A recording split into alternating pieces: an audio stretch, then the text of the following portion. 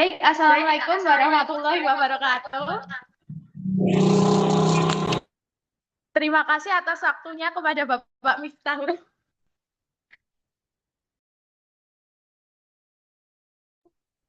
Bapak Miftahul Rahmat, selaku dosen pengampu mata kuliah Sistem Teknologi Informasi. Kami dari kelompok 7 akan mempresentasikan hasil diskusi kami yang berjudul Cyber Security. Sebelumnya, perkenalkan saya Santi Fauzia dan teman-teman saya Sabita, Sabita Alia, Alma Maulida, Isna Sofiatin, dan Vivi Nurul Firdaus. Selanjutnya, materi akan disampaikan oleh Vivi.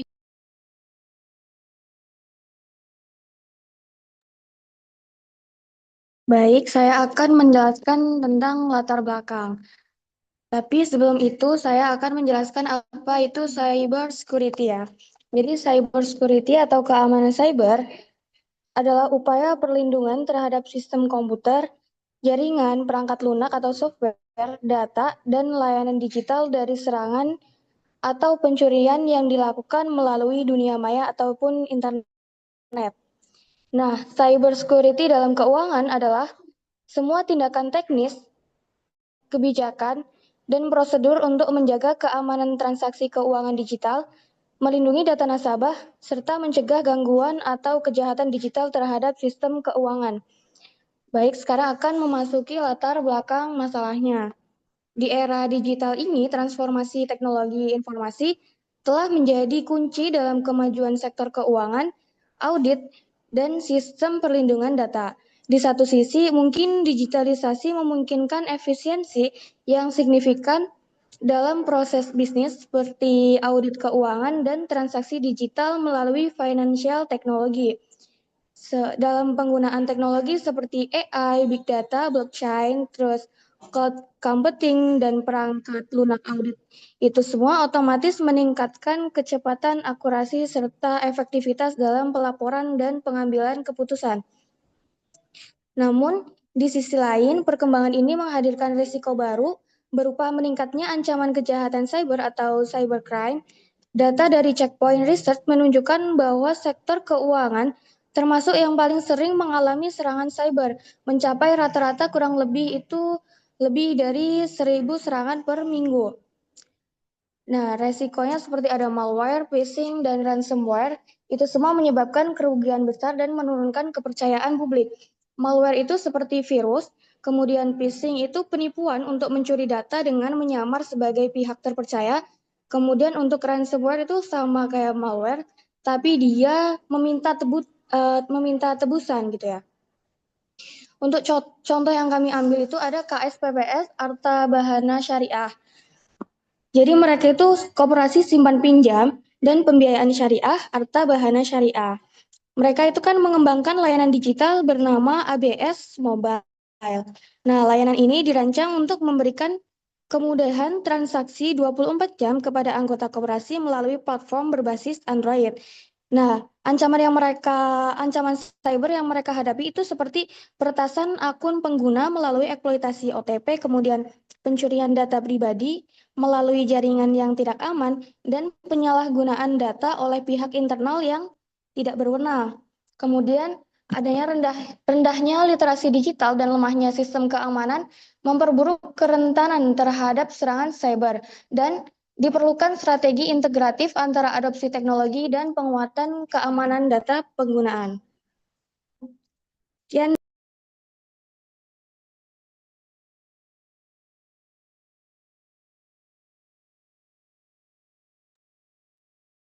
Baik, selanjutnya saya akan menjelaskan tentang metodologi penelitian. Jadi, penelitian kita ini menggunakan pendekatan kualitatif deskriptif, yaitu suatu metode yang bertujuan untuk menggambarkan dan memahami fenomena secara mendalam berdasarkan data literatur dan studi dokumen.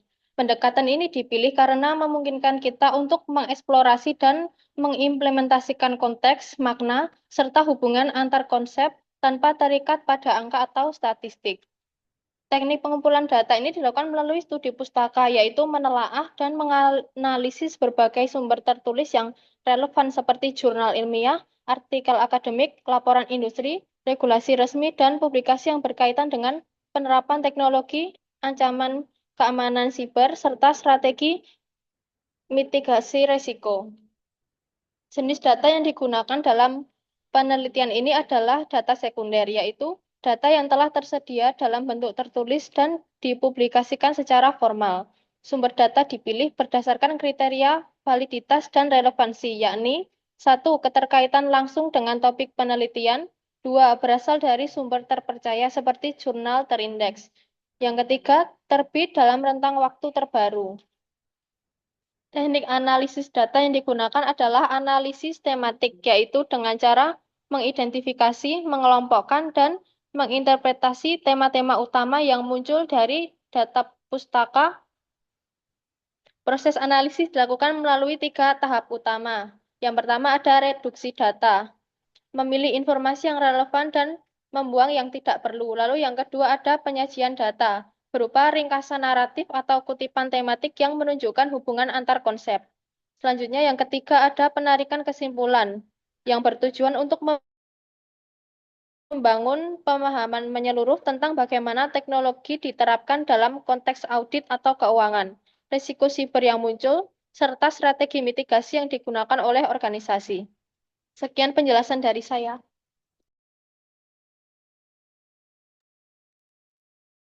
Kemudian di sini saya akan menjelaskan mengenai pemecahan masalah dari cybersecurity.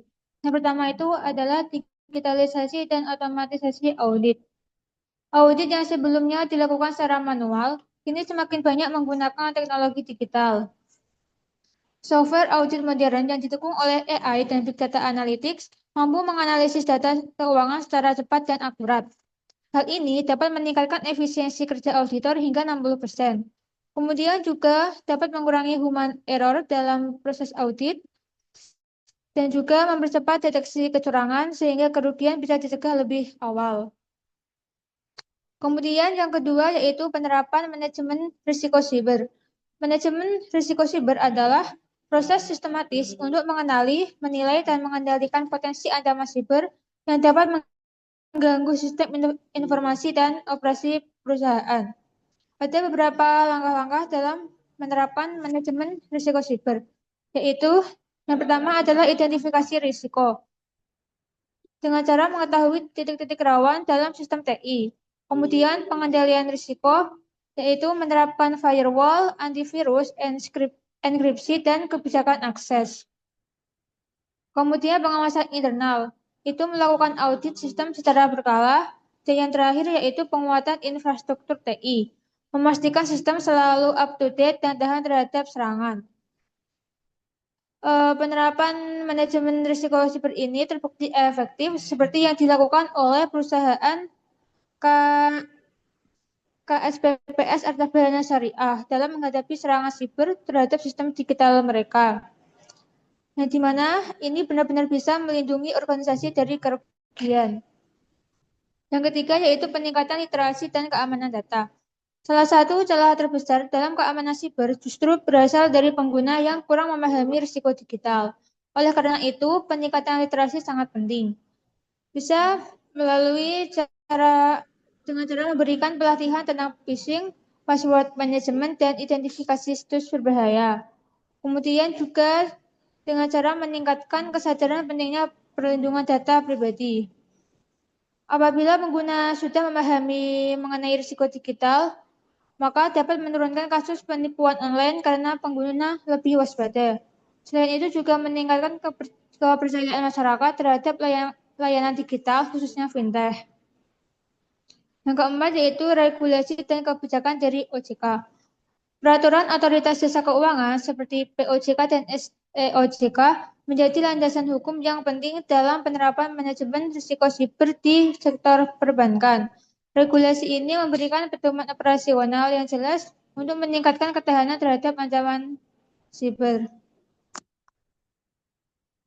Terus juga dapat menjamin stabilitas sistem keuangan nasional dan mendorong penerapan cyber security risk management secara menyeluruh di seluruh institusi keuangan.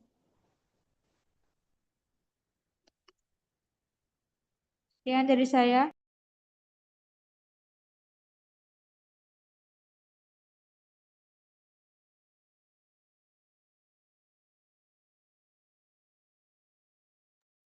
Baik, di sini saya akan memaparkan kesimpulan dari materi kita, yaitu penggunaan teknologi digital terbukti mampu meningkatkan efisiensi dan efektivitas proses audit, transaksi keuangan, dan pelayanan digital.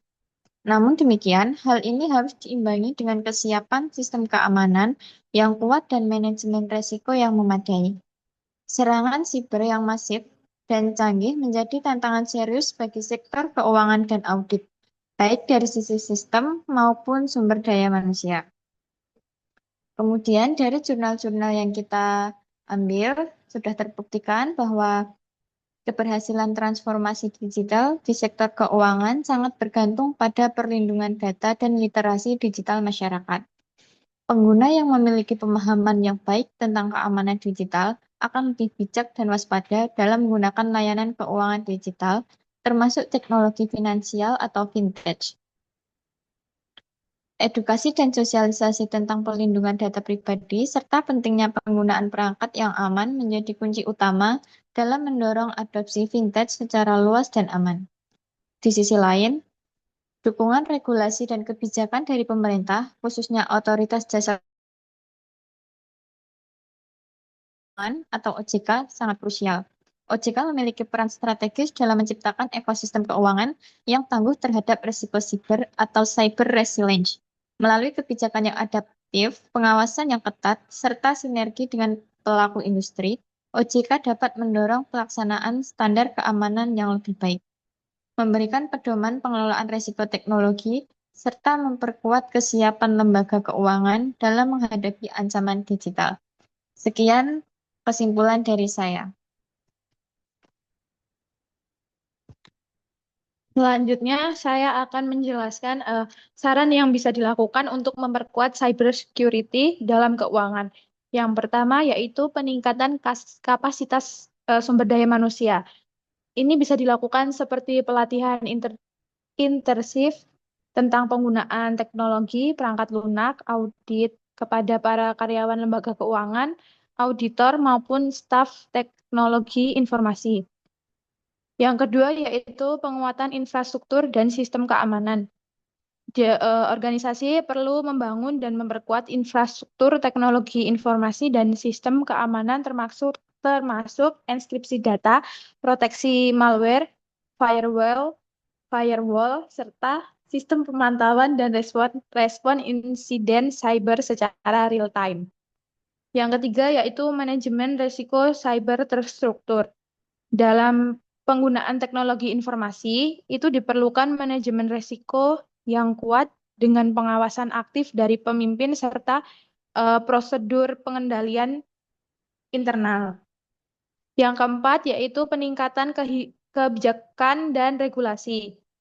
Pemerintah dan lembaga pengawas seperti Otoritas Jasa Keuangan perlu terus memperbarui kebijakan dan regulasi terkait keamanan cyber dan fintech agar adaptif terhadap perkembangan teknologi dan mencegah modus kejahatan digital.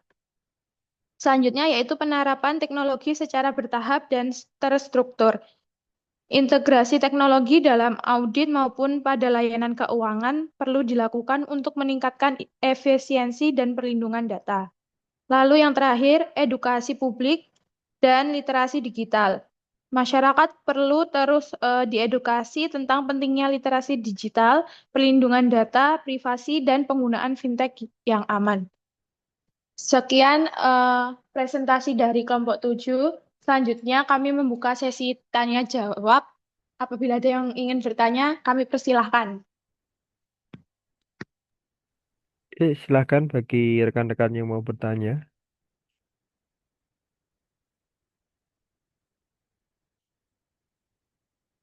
Boleh chat atau open mic ya. Mungkin kalau saya ada satu pertanyaan saja terkait dengan literasi ya. Jadi kan kalau berbicara cyber security itu kan kejahatan yang bisa dilakukan dengan teknologi ya, atau mungkin internet gitu ya, entah itu menggunakan mobile gitu ya, atau mungkin kayak apa namanya internet banking atau sebagainya. Nah, menurut rekan-rekan di sini, adakah cara yang efektif untuk kita meningkatkan literasi terkait dengan keamanan cyber tadi? Menurut rekan-rekan caranya gimana kira-kira biar masyarakat kita itu muncul kesadaran akan keamanan digital, lebih berhati-hati. Seperti itu sih. Baik, Pak, izinkan kami untuk berdiskusi terlebih dahulu. Iya, silakan.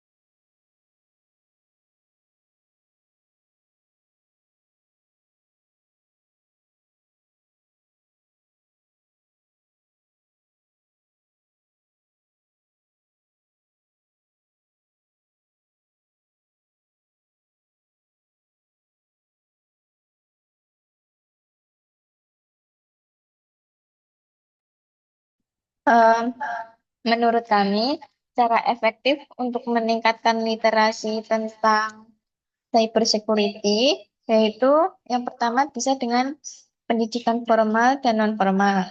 Contohnya, mengadakan pelatihan dan workshop, bisa juga dengan mengadakan kursus online. Kemudian yang kedua, bisa juga dengan penyuluhan dari pakar. Itu kita bisa mengundang pembicara atau ahli keamanan cyber untuk berbagi pengalaman dan pengetahuan secara langsung kepada masyarakat tentang keamanan cyber. Bisa juga memasukkan topik literasi digital dan keamanan cyber ke dalam kurikulum sekolah maupun perguruan tinggi. Jadi seperti itu, Pak. Oke, baik. Terima kasih ya atas jawabannya. Mungkin saya akan sedikit nambahin ya. Jadi, kalau contoh nyata yang dilakukan di UIN kemarin, pas acara apa saya lupa. Halal bihalal ya. Halal bihalal itu kan kebetulan disupport oleh Bank BPD atau saya lupa BPD Syariah gitu ya. Dan ada sesi untuk sharing terkait dengan keamanan cyber. Cuman itu yang menjadi audiens adalah kami ya, dosen Sivitas Akademika.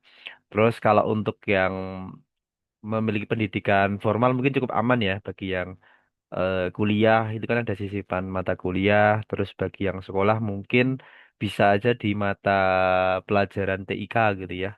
Nah mungkin yang masih belum tersentuh oleh masyarakat kita itu ya, ya masyarakat yang mungkin secara pekerjaan bukan bekerja di kantoran atau sebagainya. Itu mungkin kayaknya kita perlu andil dari masing-masing gitu ya. Misalkan dari rekan-rekan sebagai seorang mahasiswa mungkin bisa dengan ke saudara yang terdekat untuk memberikan semacam edukasi. Jadi edukasi itu nggak harus formal, tapi dari kita sendiri juga bisa bikin gerakan seperti itu.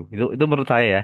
Itu menurut saya untuk tambahan. Tapi kalau untuk yang jalur formal nanti bisa melalui pelatihan dan memasukkan ke dalam kurikulum. Itu bisa. Gitu sih. Ya, gitu ya. Atau ada yang mau ditambahkan atau ditanyakan, silakan.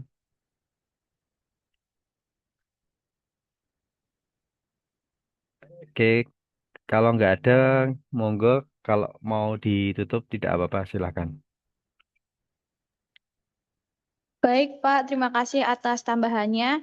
Eh, dari kami cukup sekian. Apabila ada kelebihan dan kekurangan, kami mohon maaf. Wassalamualaikum warahmatullahi wabarakatuh. Waalaikumsalam warahmatullahi wabarakatuh. Oke, terima kasih. Oke, ke link yang terakhir ya untuk kelompok Smart City.